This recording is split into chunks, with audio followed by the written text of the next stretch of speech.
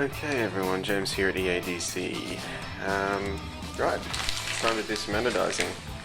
Exciting, cool. So I'm going to show you how I do it from start to finish with all my chemicals. How I set up the baths and everything. This is what we're going to be anodizing. It's a plate of 5083 and I've drilled and I cut the plate out. It's 100 by 100 or pretty close, just cut roughly on the bandsaw. There's a small section here that I marked out where I can tap and drill something to hold it with, whether it's titanium. Doing a test today on threading in some aluminium because titanium hooks and stuff don't always work, and I think you use titanium bolts, like that's totally cool, but if I can get the aluminium to work, it's going to save me money, time. I can just cut my own threads just real quick and just chuck in all sorts of different shapes and sizes. So this will be a cool test, and I know you should never do something for the first time on a YouTube video as an instructional, but all I'm trying to do is get current to this plate. Even though this may anodize first, this will still anodize. Now that's 6061, I think. It might be 6063, but it doesn't matter. Cool, so what you're going to need: sodium hydroxide for your de-smudge bath. Sodium bisulfate. Now it's supposed to be every 160 ml of water is 40 grams of sodium bisulfate. I make it easy and I make it 150 and 50. Or, you know, whatever, it doesn't have to be exact. I tend to make it a little bit stronger though, and I do that because it means I need less current and less chance of burning the part. It's pretty cool. Just some scales to accurately measure it up, and then right, we're going to fill up that bath and do it. So I'll get what I need and we'll go from there.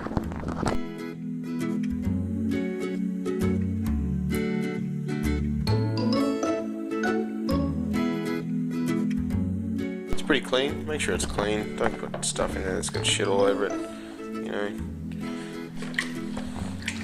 Cool. By the way, that water in that acid bath was regular tap water. Does that matter? If you're a purist, probably. Do I care? Not really. It'll work either way. In fact, it'll probably, because the impurities in it, lower the amount of current that I need to anodize. I've used, I know I said earlier distilled water, but in the sodium hydroxide de-smart bath, no, just regular water. The dyes, the nickel, and the rinse, definitely distilled water. Don't use tap water for that. For the acid bath, tap water is okay. You see the big industrial ones, they don't use distilled water in that whole thing. Maybe they do, but shit, I can't afford that, can you? Anyway, let's get this open, shall we? In maybe 4 or 5 litres of water here. 1 cup full. Gee whiz, actually. 1.5. It's heaps.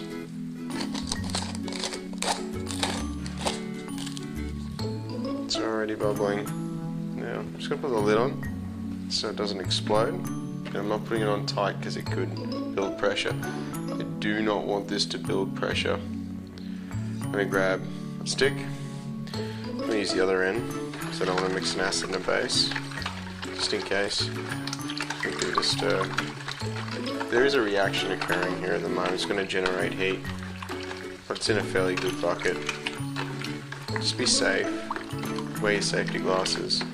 I'm right next to a shower. I'm going to open a window now because I can start to smell fumes. Okay. So I think it's time. It's a couple of minutes in the sodium hydroxide. Somebody asked me too about nitric acid. I don't use nitric acid. I don't know who does. If they do. Cool. So you notice the color differences? This is a 606 something right, and that's 5083 on the plate.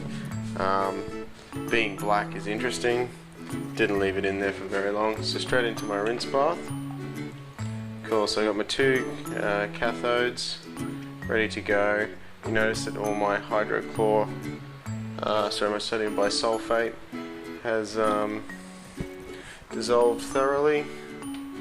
I'm chucking this with the power connector on it, like that.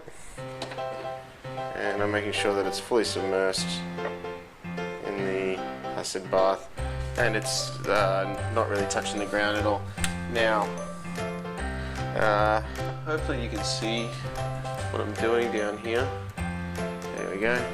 So I've calculated 3 amps at 60 minutes. So we're gonna push and try and get the amperage up in this new bath and see how we can run with my power supply. Cool, so I'm at, yeah, there it goes, it takes off. So I'm at 3 amps at about 26 volts. So I'm assuming that's going to take off shortly. So what I'm going to do is I'm going to bring it down to about 24 volts and set it at about 2 amps. Because this is voltage driven, I don't want the amps just to take off and burn my part. So I'm going to leave it at about 2 amps, and that's about 100 minutes. What do I see here? Let's have a look. I'll show you. You can see that both things are obviously reacting at different rates. You've got the tube, the 6061, reacting a lot quicker than the 5083. But you can see that the 5083 hopefully is already getting an anodized sheen or an anodized layer to it. You can actually see how it's getting quite silver. That's normal, and that'll start growing an anodized layer soon. Also, you can see that the bath isn't all that reactive. Now that's really cool too, because if I was to boot it up to 3 amps, watch this. And you watch the see the needle climbing on its own? See that? That's when you're starting to push too much current through the bath. So we're going to go back to 3 amps and see if it'll stay settled. And we're at about 26 volts. See, it's quite a reactive bath. There's a lot of current going through there. So what I'll do is I'll drop it back down to 2 amps, 25 volts. Alright, at least that's stable. The bath is then stable, and what I'll do is I'll drop an ice brick in there just for good measure.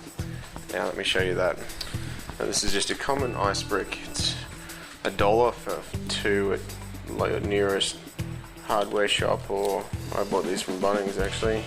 Yay, Bunnings. Just going to drop that in there. Does it matter what side it's on? No. Does it matter if it gets in the way? No, it's not going to knock anything over. It's just going to sit in there and keep the bath cool. It doesn't react with anything. Won't dissolve. It's going to be interesting. I'm actually really looking forward to seeing if this aluminium rod actually works. Okay, YouTube. So I got everything hooked up.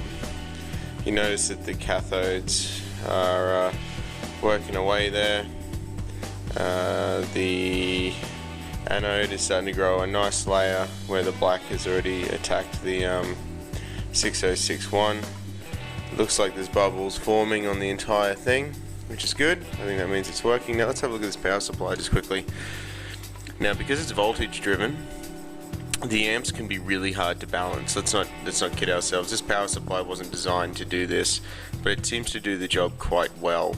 I do have to watch the amps don't run away from themselves, because as the temperature of the bath changes and you know, there's more floating ions and electrons and stuff. I mean, this is well beyond my knowledge of chemistry and that sort of thing. I notice the amperage will change, and you got to make sure that it doesn't get up to like 10 amps and burn your part and give you a big dirty stain on it if you're trying to do a nice color. So I leave it at the moment about 25 volts. Looks pretty steady at about 4 amps. So it's just under an hour to anodize that surface area. We will see now. 5083 and 6061 don't really get along too well in an anodized bath. I do know this. I'm doing it anyway. So sue me. But I do notice that there's bubbles coming off the entire plate, which means that there is something happening to the entire plate. I shouldn't be testing a new theory. Yeah, you know what I'm saying. Rattle. Okay, YouTube, we're not far off now. Now I just wanted to show you this color. Can you see how it's kind of a different gray? It was a really bright metallic gray initially after it came out of the sodium hydroxide bath. It's a little bit darker now. That's pretty close to where I'd be looking. It's been there for about 25 minutes at about 5 amps, and then I ended around the 5 amp mark, which meant maybe 35-40 minutes. I've just dropped it back to 4 just to not overheat and cook my bath. It's getting a little bit warm. I'll probably I'm out of ice bricks, but I'll drop another one in there in a second. But if I was to do like a color like a bright gold or a blue, I'd be pretty much looking for that color that I'm seeing right now. That'd be a good time to do it, because the more you leave it in there, the darker it'll get, and you'll end up with something really dark like this. And that's okay, right? But it just means your colors will be darker. So we're only looking for about a 0.5 to 1 micron growth to get a really nice popping color. So if you use your calculator and you use the amps that are on the calculator, you really can't go wrong. You'll nail it every time.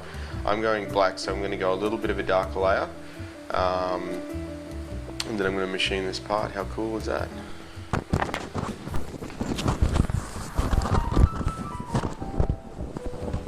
Okay, so here we go.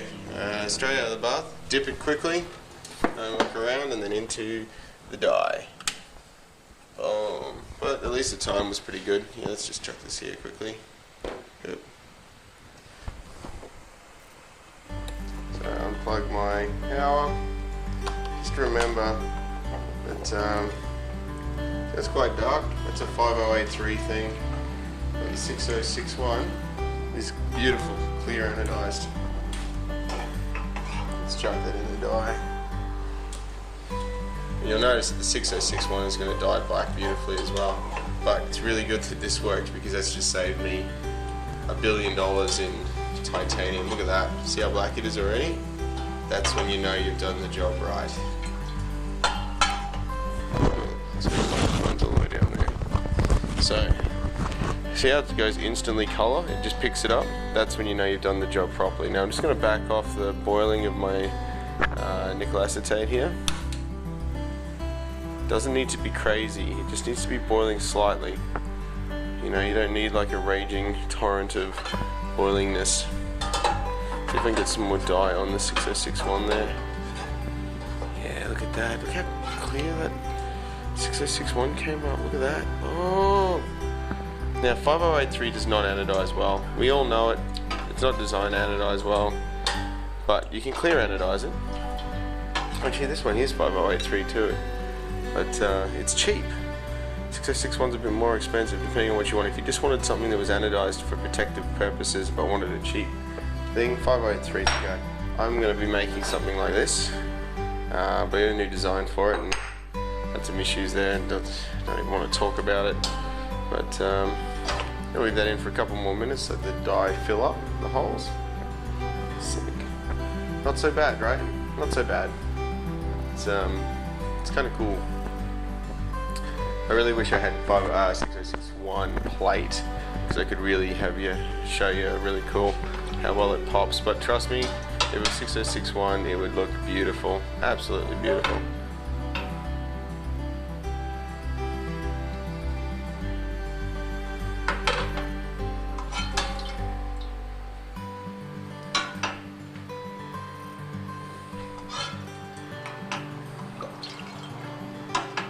That dye bath is too hot, by the way. Oh, yeah, buddy. So once this is all done, you still need to polish it if you want it to stay that glossy, good, cool, glossy look. That's okay. Now, if you want to not destroy your nickel acetate, you've got to not put the dyed part directly in it, but you can keep putting different coloured parts in the nickel acetate that's got some dye staining. It won't affect the colour of the part. Gosh. Mick Train, the freight train. What's up, Mick Train? Hang on. Oi, what's up, Mick Train? Oi. I'm anodizing and just about to leave. I'll leave in probably 20 minutes and go and drop off these parts to old mate and get some money. Alright, what are you up to tomorrow? Nothing, I got a night shift and then I'll just be hanging out at home having a sleep. Alright, what time are you awake, you reckon? Any time after midday. Midday? Yeah, why, what are you doing? Are you coming around, hang out? Yeah, I've got to fucking come around, mate. Yeah, sweet. make sure you're over your foot. Yes I am. How good is it? Yeah, no, I feel much better now, thank you. No worries, Dad. So I'll give you long enough to go out of that fucking haircut and I'll come. that. Just had a phone call from the freight train. Now that's been boiling away for the better part of 40 minutes and it's really hot. Nice one, Jimbo. Okay. Now you can either let it dry in air, or you can let it dry in water. Cool off in water, cool off in air. Doesn't really matter. But I usually try to wash it just to get any bubbles and stuff off that might leave like impure sort of look on the surface. So I chuck it in here, I put it in the water. Like it's already sealed, right? And the moment it gets cool, it's done.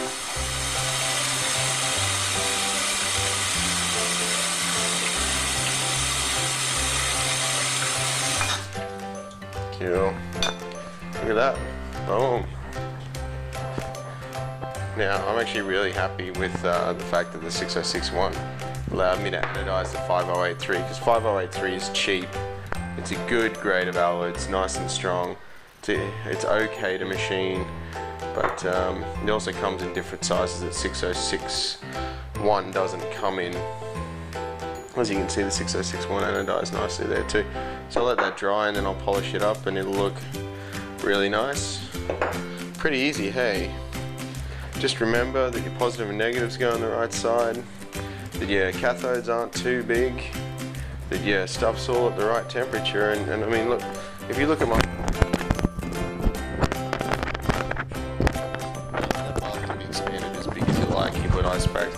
Really need to get an air bubble. I'm going to go out today and I'm going to buy an aquarium bubble. But if you look at my whole workshop, right, it really doesn't take up that much to make a little area where you finish products and make them look badass. Now I charge $30 to $50 depending on the part to anodize it, which is the same as sending it away professionally. It's still $50 for a part to be anodized, which is about the going rate. I'd rather earn that $50 for walking around just doing some crap. Then give it to someone else. So it's a small setup, and you know, you anodize 3 parts and it's paid for your entire setup. Not a bad idea. Anyway, I'm gonna go deliver some parts.